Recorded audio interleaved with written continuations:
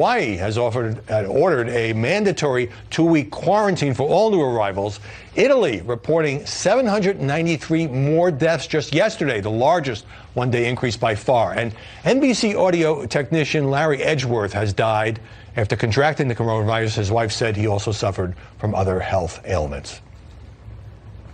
President Trump in recent days has been taking a much tougher and far more aggressive stance against the coronavirus, and he told reporters he's always taken the virus seriously. This is a pandemic. I felt it was a pandemic long before it was called a pandemic. But a review of the president's comments in January, February, and earlier this month suggests otherwise.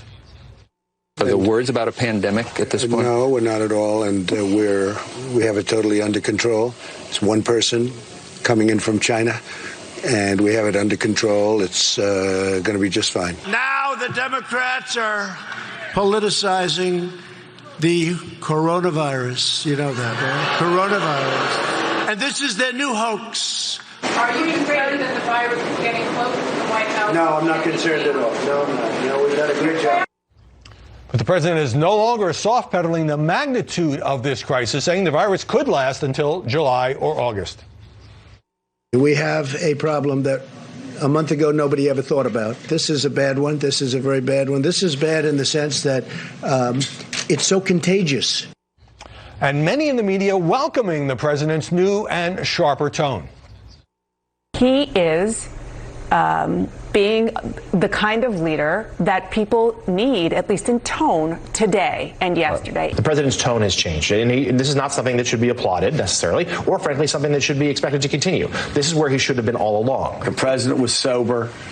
He did what a president's supposed to do. He delivered the bad news.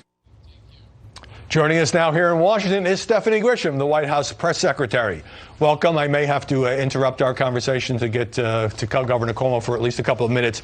As I said, many people in the media are welcoming, even praising the president's new and more aggressive tone, even as some journalists say he should have been speaking and acting this way much earlier. What caused the shift? You know, I don't know that there was a shift per se.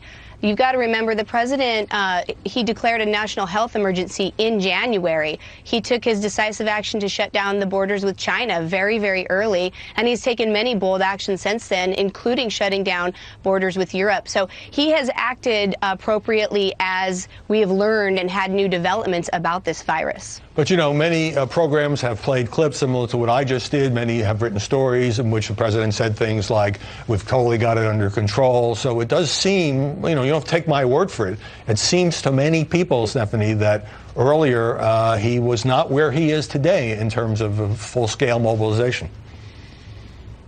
Well, the virus wasn't where it was today at the beginning either. And I would also say I don't know why the media has to continue to look backwards. You've got to look at what the president is doing right now. Let me pause you right there, Governor Andrew Cuomo. They've been working on that, and we'll see what happens. We'll see what next steps have to be taken. Before we interrupted for Governor Cuomo, you were about to make a point about the press focusing on various things the president had to say in January, February, and much of March, which they say didn't match the coming crisis, even though there weren't that many cases in the U.S. You want to pick up that point? Yeah, I would just want to say that the president didn't have a crystal ball there, and he has acted appropriately. He has acted appropriately from the beginning. As I said, he started in January and declared a public health emergency. So he started back in January working towards how important this virus has become for our country. And he has only ramped up those efforts. Again, the task force is meeting every single day. They're briefing the public every single day, including the president. Right. All their focus on is to make sure that the American people are getting the information. I don't think it's appropriate right now for the press to be going backwards. There's no reason to go backwards and figure out TikToks of what happened when. We've got a crisis on our hands. We've got a coronavirus in this country, and the press they've got a real opportunity, if you ask me, to also spread great information to this public and give information that our task force is trying to get out there. Right. Well, journalists would